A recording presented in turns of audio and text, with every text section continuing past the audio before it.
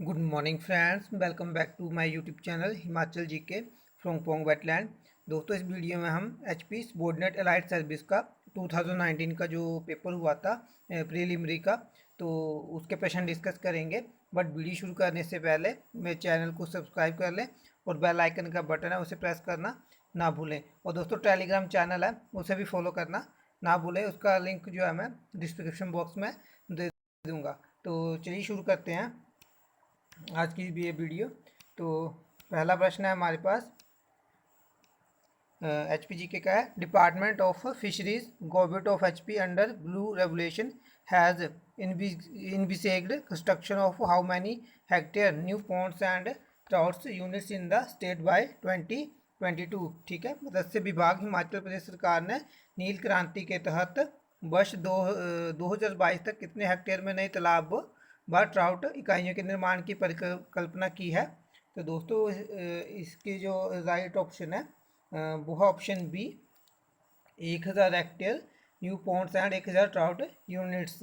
तो फर्स्ट का जो बी है वो राइट ऑप्शन है।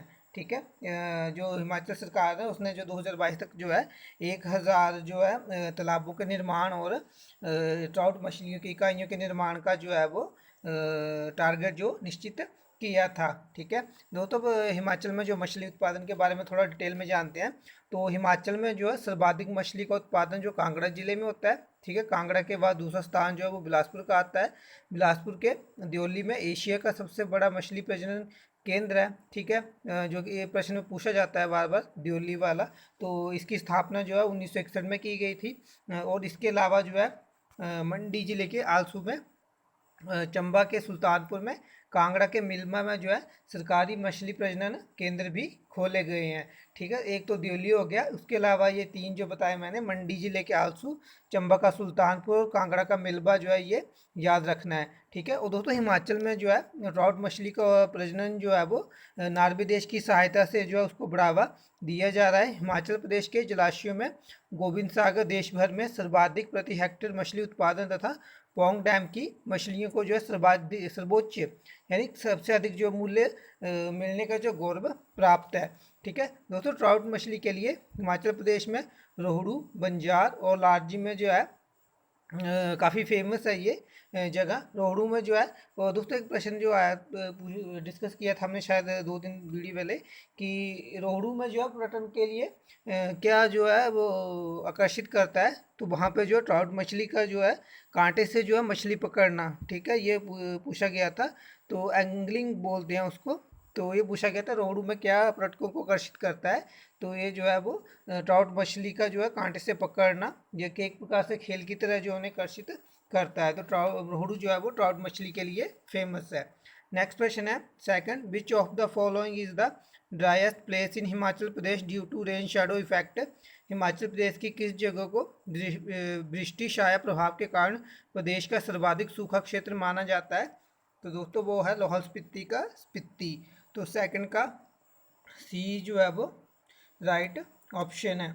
नेक्स्ट क्वेश्चन है third, name the iron king who defeated the Kiratas powerful king Shambar in the war that lasted for 40 years. Arya के उस राजा का नाम क्या था जिसने 40 वर्ष चले युद्ध में किरातों के वीर एवं शक्तिशाली राजा शाम्बर को हराया था।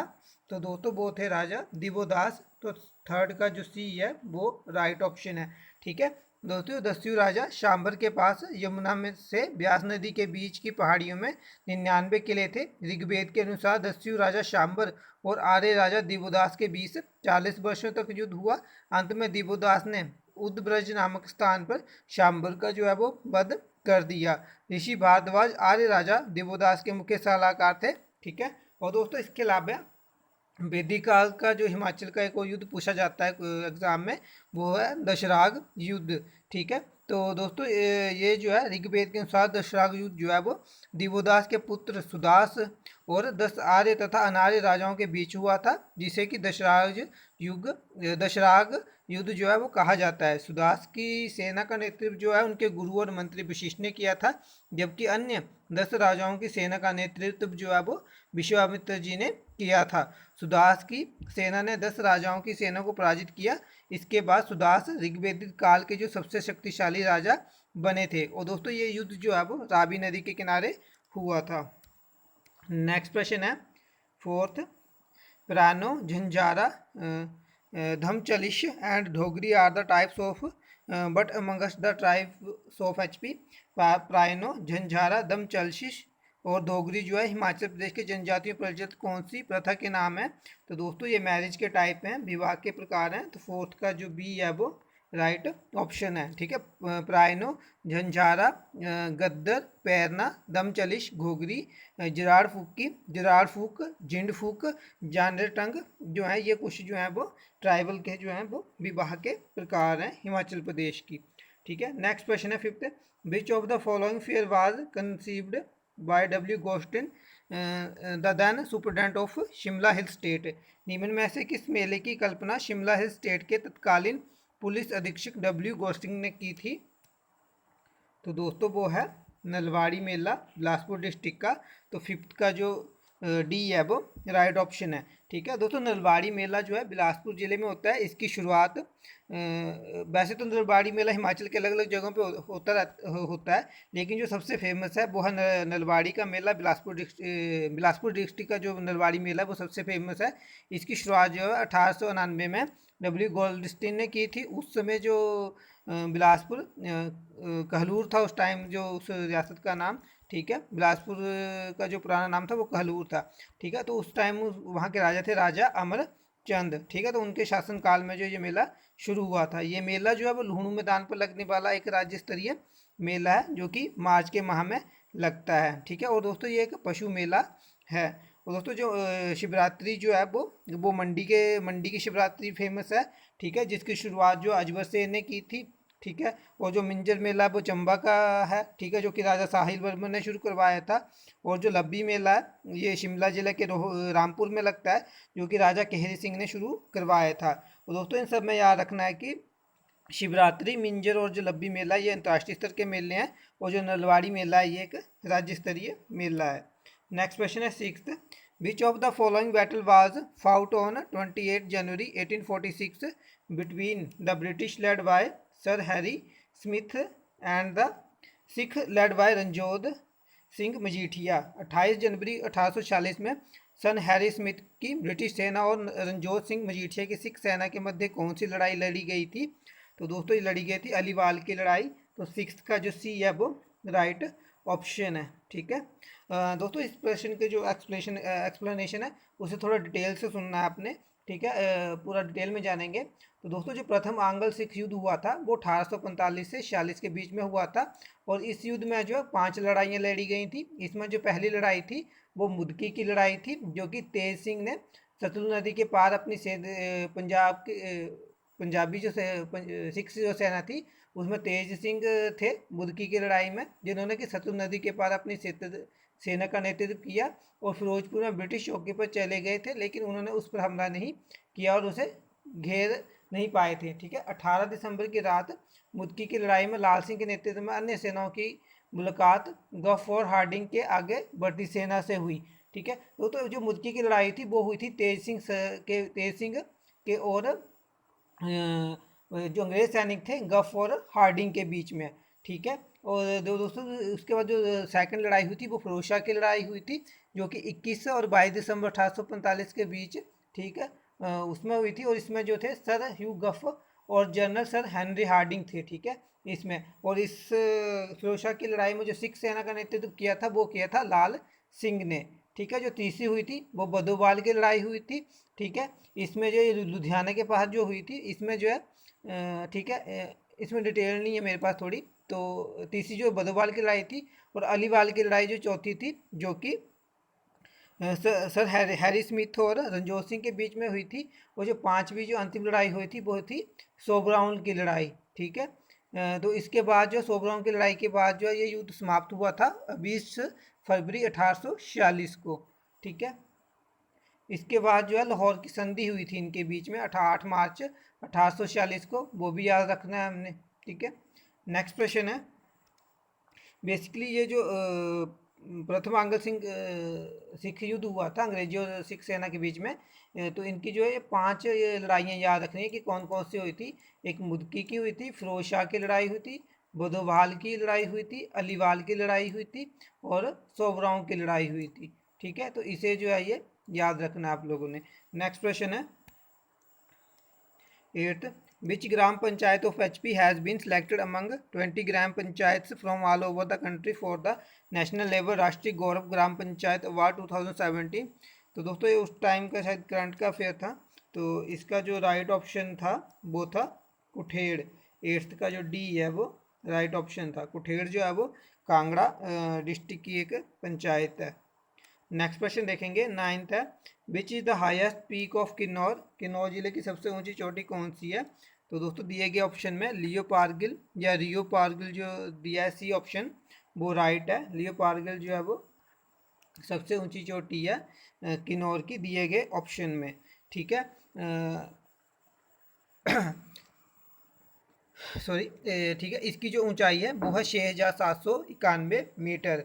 ठीक है, और दोस्तों जो पराशला है, ठीक है, ये भी किन्नौर डिस्ट्रिक्ट में पड़ती है। इसकी हाइट है 6,608 मीटर। ठीक है, और जो किन्नर कैलाश है ये भी जो है किन्नौर डिस्ट्रिक्ट में पड़ती है। इसे रलदांग भी कहा जाता है।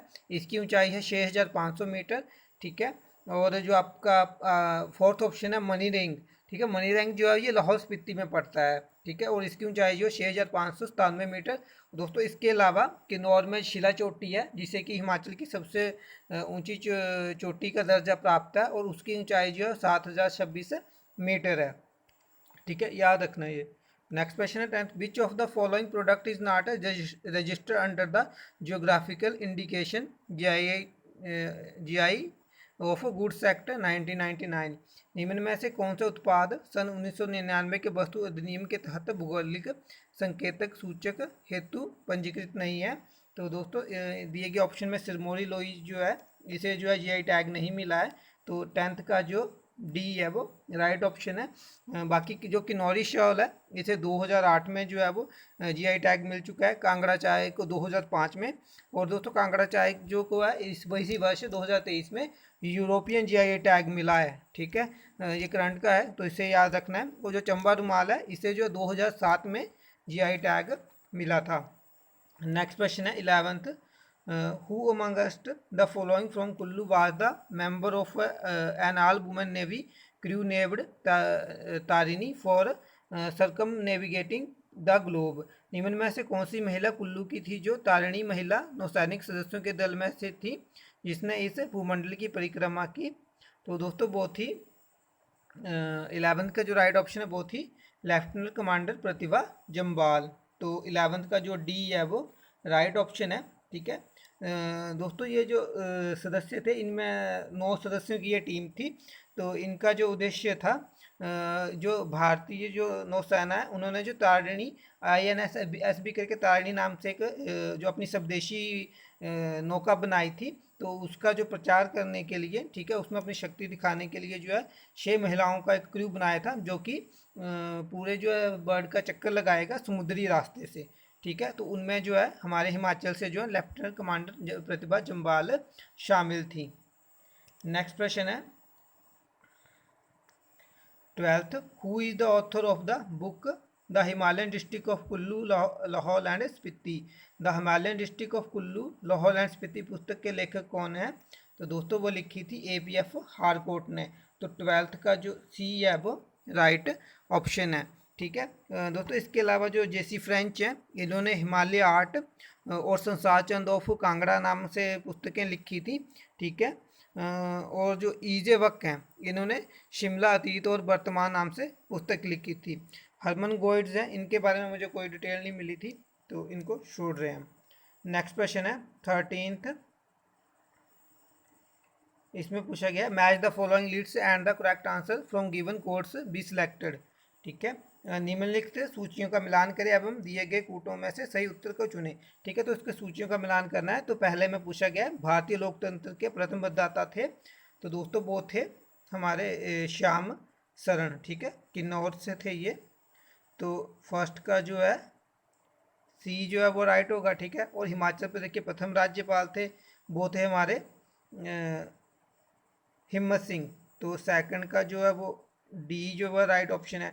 ठीक है, हिमाचल प्रदेश विधानसभा के प्रथम स्पीकर कौन थे? तो दोस्तों वो थे जयवंत राम। तो थर्ड का जो ए है वो राइट ऑप्शन है।